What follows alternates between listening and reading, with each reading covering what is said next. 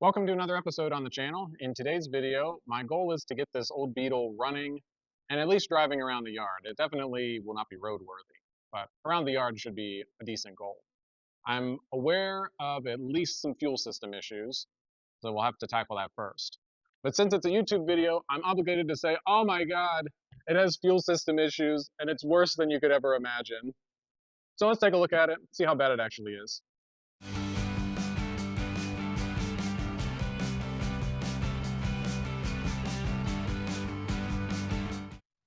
Well, now that I know we've got some spark back here and it will run, let's tackle the fuel system. The seller said that they thought that was the main reason the car wasn't running, so we'll go and inspect that and take it apart. All right, so now that the car's up on the lift, we can see a little better. I've got the fuel pump disconnected already. I have a new one of those on order along with a fuel filter, so we'll replace those. I need to disconnect a few more lines under here, and then I can go inside to the frunk, and then the fuel tank can come out. I'm gonna have to inspect or clean the fuel line that runs back to the tank. Hopefully I can blow it out or something if it's got garbage in it. There are no fuel filters at the back of the car.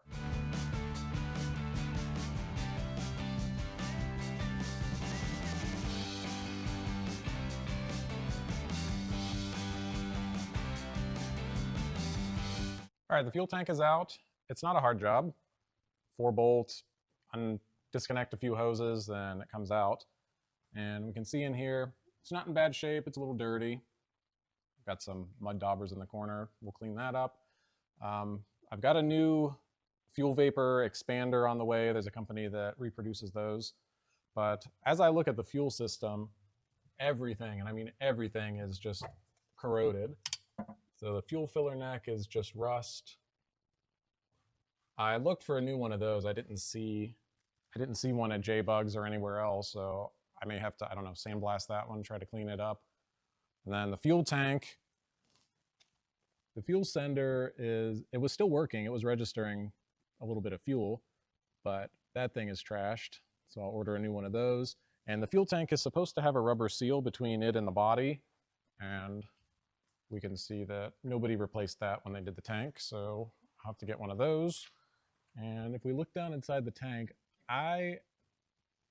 hopefully the camera will pick it up. I have not seen a tank with that much garbage in it before. Even my Corvair, that's a 62, that sat for 20 years, didn't have that much garbage in it. And this tank's only supposed to be 8, 10 years old or so. So that's really bad. So new tank's on the way. We will replace that. As I continue the inspection of the fuel lines, I wanted to take a little better look at the metal lines that run through the tunnel. So I've got my inspection camera out.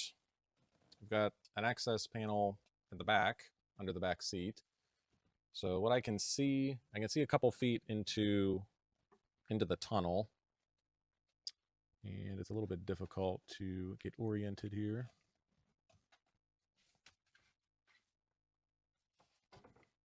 But if we start more at the back of the car, you can see the fuel lines. And they're suspended off of the floor of the tunnel. And they look perfect. So I don't think we have any issues with the integrity of the fuel lines anyway. So that's good. So I guess what I can do, I'll take some compressed air and maybe some brake cleaner, spray it into the hose, disconnect the rubber hose at the back end of the car, spray some brake cleaner in it, and then just use compressed air and just keep blowing the lines out. And then I think I will try putting an inline filter at the end of each of the hoses. So the pressure line, I'll put one at the back end of the car. There's space before you get to the engine compartment underneath the car, so at least it won't be in much heat. And then the return line that has junk in it, I'll try to blow that out, and then I can put an inline filter at the front of the car before that gets back to the tank. Once the system gets cleaned out, then I can just remove those filters. But I think I'm gonna disconnect all of the rubber lines in the back and inspect those to see if there's any junk in them. And then I'll probably have to pull the injectors and bench test those to make sure they're clean. But I guess we'll just stick it on time lapse and I'll start pulling out all of the rest of the rubber hoses back here, and I'll probably pull off this metal connector line that runs across to inspect it, and it'll probably take a while.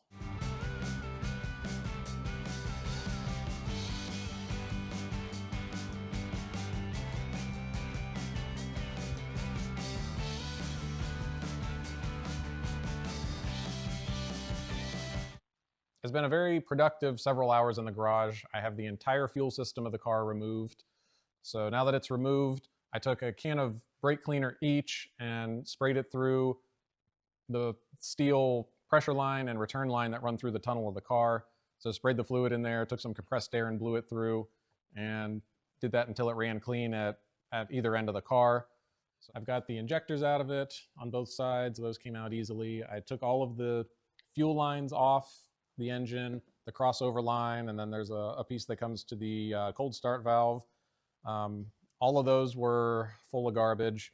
So I cleaned out the metal line, the metal crossover line. I'm just going to replace all of the rubber lines on the car. It's like 15 feet of fuel line. It's not a big deal. The cold start valve is full of garbage and not working, so I need to replace that.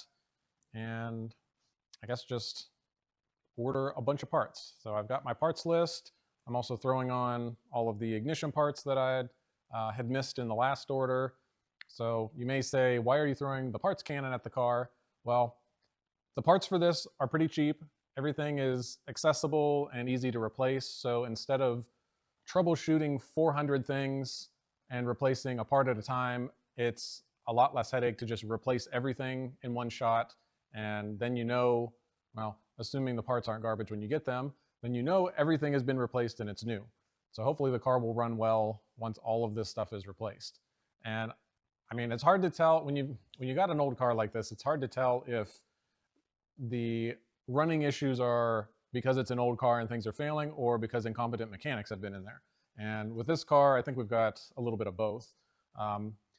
Now, it's pretty obvious that a lot of the vacuum lines were disconnected and or disintegrated.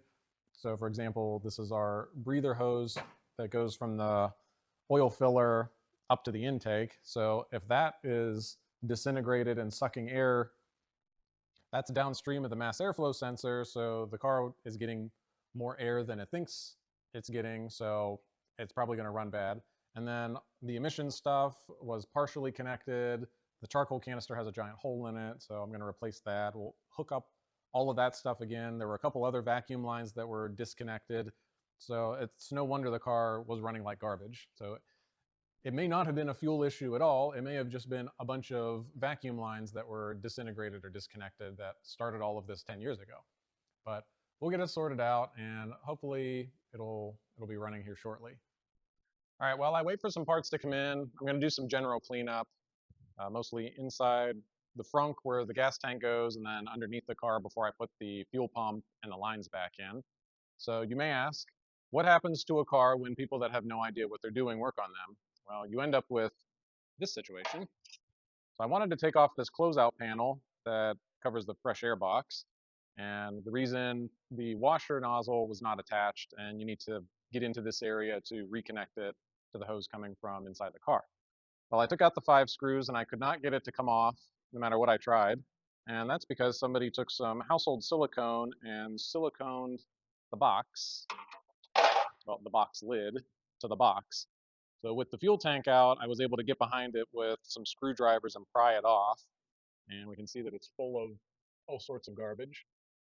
So I'm glad that I took that off. I can vacuum all of that out.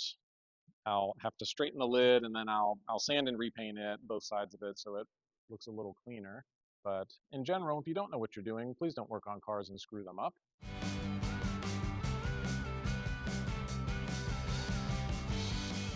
I've got everything cleaned up. As you can see, the air box, it's in pretty decent shape. It's very solid. It's a nice solid box. I've got it cleaned up, sanded, so it's ready for paint. Unfortunately, I can't figure out where the blower plugs in. It's somewhere under the dash, and I don't really feel like taking the dash apart. So I'm just going to work around it. I can spray in this corner and then put the blower back where it belongs, and then I can spray that way. And the panel has been cleaned up and it's hanging out there on some ladders. So we'll paint it as well. And this will look pretty nice. So when you look down through the fresh air grills, you'll see the back side of the panel. It'll be nicely black now and not covered in overspray. And paint-wise, the choice for me and my dad, we always use satin black Rust-Oleum whenever we're painting the underside of a car or trim pieces or something like this. He's usually spraying it out of a quart can and mixing it, but the cans work really well as well. It's very durable, so and it leaves a nice satin finish, so it'll look pretty nice under there.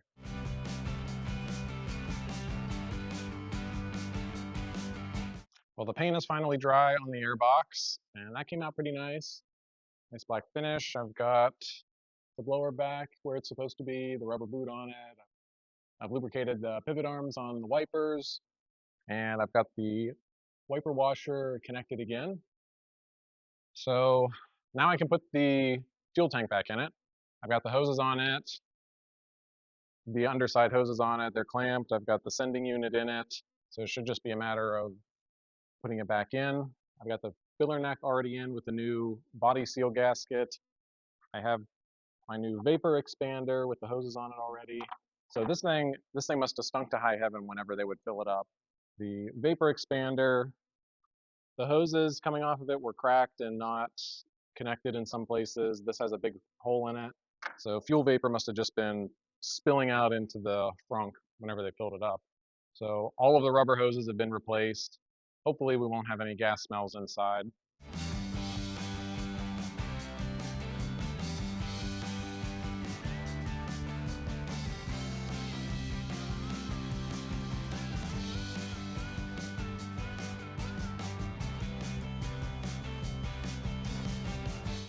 Now that the fuel tank's in, the next thing to do is install this cover for the air box.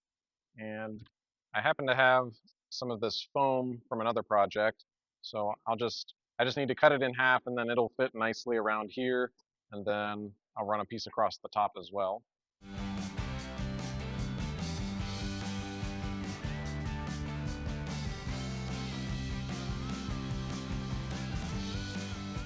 Well, I have everything on the top side done. Tank is in. The airbox is all back together. Every rubber hose, tie-gun tube, everything up here has been replaced except for this one tube that runs across and down and under the car. So now how this system works, you have the larger vent tube that goes to the back of the tank and it's on the top of the filler neck. And then you've got these little tubes that connect to a vent here, and then it tees off and comes up to the expansion tube. And then you've got two vents at that corner of the gas tank. And so the top one on this side, it comes out, it goes to a check valve here, and then it runs over there, under the tank, under the car, to the back, to the charcoal filter, which we'll get to in a second. So now one thing I noticed when I was putting it back together, the check valve was in backwards. So it needs to allow fuel vapor to come out of that hose and then go that way through the tube, because that tube runs back, like I said, to the charcoal canister. But they had it in backwards, so it wouldn't let any gas go that way. It would let it come back from the charcoal canister, which won't do you any good. So with the check valve in backwards, it would have overpressurized this, and I doubt that's what cracked it. This is probably just cracked because it's old, but it wouldn't allow anything. It wouldn't allow the tank to vent if the check valve's in backwards. So let's move to the back and look at the mess we have here. So this is the charcoal canister that was in it. As you can see, that's not doing much good. I suspect it got caught by a flat tire. An exploded tire. I'm guessing that's what ate it. So you can find this part number of charcoal canister used on eBay, but being 40 some years old, there's no telling what kind of condition it's in. So looking on the forums, you can take this apart and you can rebuild it, but that's kind of a pain in the ass and I don't want to do it. So the only new one that I could find that was the same general size is this one from a late 90s Vanagon. It has the same connections at the top, except the Vanagon, it vents to the atmosphere. the original one here. So this tube connects to the blower on the car, on the engine. So on the backside of the engine, it runs out of the fender, and so this tube blows air into the charcoal canister. This little tube comes from the front of the car that we just showed. Then this one goes out to the air cleaner box. So the gas vapors get sucked into the engine and then it burns it. So the Vanagon here, I would have the tube going from the blower into the top, and then it would just exhaust fuel vapor out. So two options are leave it like this and just have it exhaust to the atmosphere, or I can try to come up with some connection. This is this type of plastic I can warm up, and I could form this into a circle, a cylinder, and then put some sort of plug in it to attach to the hose. But I think I'll just leave it like this. I'll just install it like this, make sure it's turned down so that nothing can get up into it as the tires are spinning, and we'll just leave it like that. And it doesn't really matter if I leave the port open on the bottom of the air cleaner box. It'll just suck air from the engine bay, which it's already doing from here. So it doesn't matter, I can just leave it open. That port is ahead of the mass airflow sensor, so it's not gonna throw off the engine management or anything like that. So now that everything on the top side is done, I will go under the car and we'll install the fuel pump and connect the lines that come out of the bottom of the tank to the fuel pump and the return. And I'll get my supplemental fuel filters on it.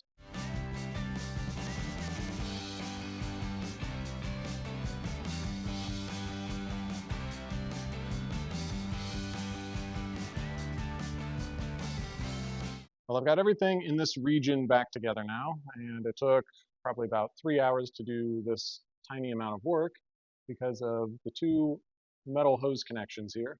So every other connection on the car that is metal has a rounded hose barb on it so that you can more easily push the hose over it. But I don't know if somebody did it in the past or if it was like that from the factory, but these two lines are straight cut. And I had a hell of a time getting the line to go over it because the straight cuts kept cutting into the rubber hose as I was pushing it on. So I tried sanding and chamfering and the metal line, and eventually I got the hose on enough that I could get a clamp on it. It's still not on very far, but as big of a pain as it was to put all of this together, I can almost guarantee that something is going to leak over here. So I will be back in here, I'm sure. But what we have is hose here that comes from the tank. It runs over to our main inline filter, into our pump, and then out to the back of the car. And then on our return side, I added this inline filter to catch whatever garbage is in the return line temporarily. So this could come out after driving the car for a little bit and that line gets cleared. And then it goes to this line that goes up to the fuel tank as the return.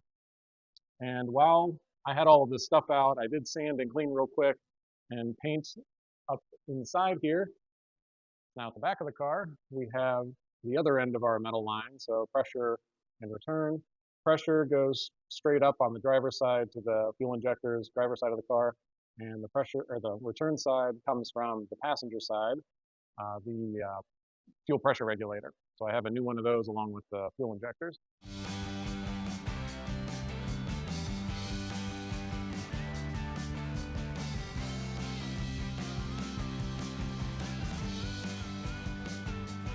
I've got everything on the underside of the car taken care of now. Got my pressure and return lines connected. I've got an inline filter in there off of the pressure side to catch any junk that comes out of the metal line for the pressure side. And then on the other side, I have my new pressure regulator installed, and that's tightened up. Got the hose running over top of the transmission where it was before. So I think that's a good stopping point for today, and tomorrow I will start taking care of everything in the engine bay. Today's task is to get everything in the engine bay put back together. So to start, I will reassemble the new fuel injectors onto their brackets, get the hoses all connected, and then those assemblies can go back in the car. Once that's done, I can put the metal hose back in, the metal line, that the crossover pipe, I can put that in, and get everything connected, get the coil back where it's supposed to be, and maybe we can try to test start the car today. Hopefully we won't have any fuel leaks and burn the thing down.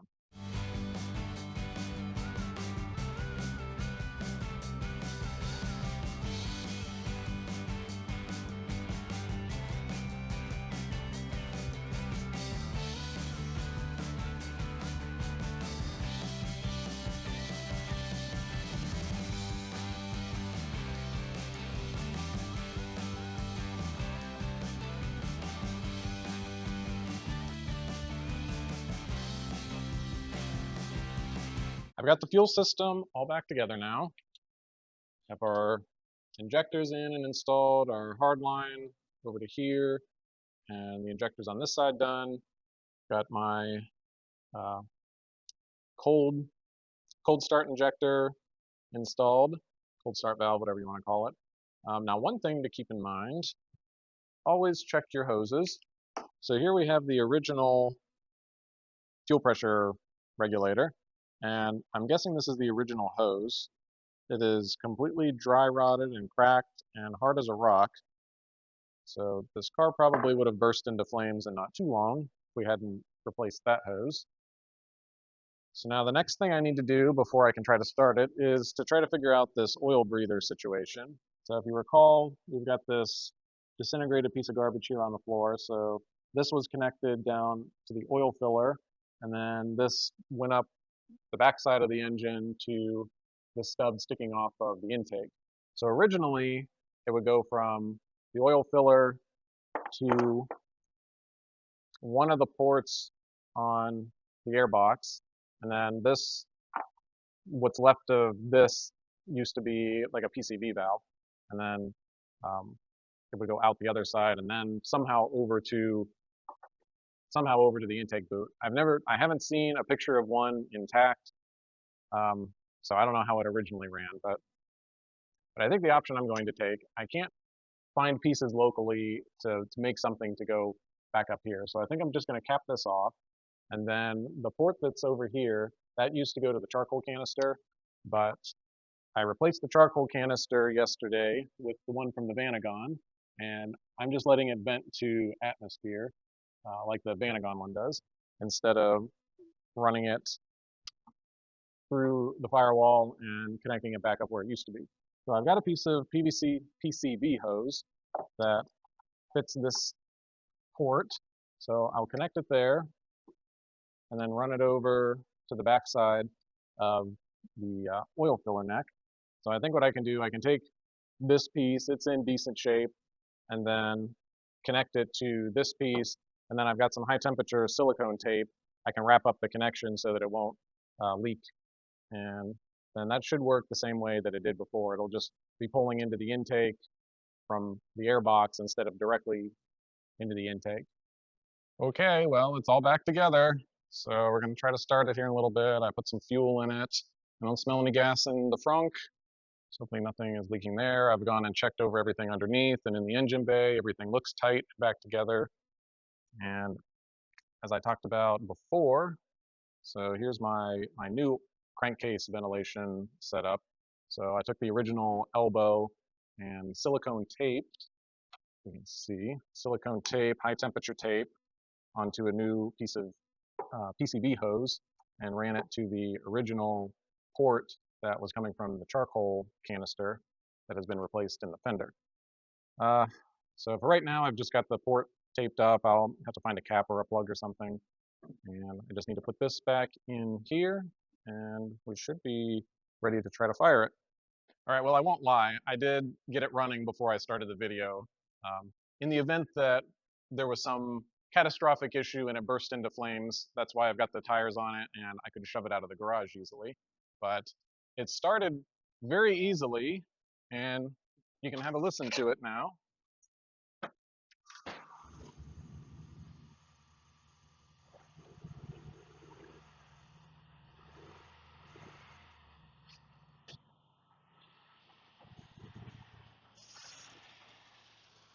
It seems to be running really well. It's running smoothly.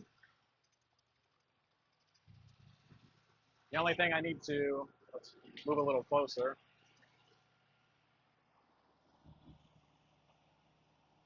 Yeah, it seems to be running really well. Very smooth. I need to tension the belt though. It's slapping a little bit. And I'm impressed by that. I was expecting it to run pretty shitty, but it seems to be okay. I haven't seen any leaks in the trunk area in the engine compartment yet. I don't see anything dripping on the floor underneath the car. It's smelling a little bit like hot oil. The side of the engine's got a little bit of an oil leak. All right, well, let's take it for a quick drive around the yard, seeing how it has dry rotted tires, dry rotted rubber brake lines. Probably not best to take it on the highway. Now, I do have some nice extra ventilation in the floor by way of the floors being rotted out, but still probably not a good idea to take it down the highway. Now, one issue, if my Hokas, for example, they have a really wide toe, and I almost have no space between the brake pedal and the gas pedal, so if you've got wide feet, this is probably not the best car to try driving. Let's see. Okay, well, we do have second gear. I can't maintain it because of the speed. And that's our fasten seatbelt buzzer, for some reason, just randomly coming on. We'll worry about that another day as well. I'll have enough speed to get second.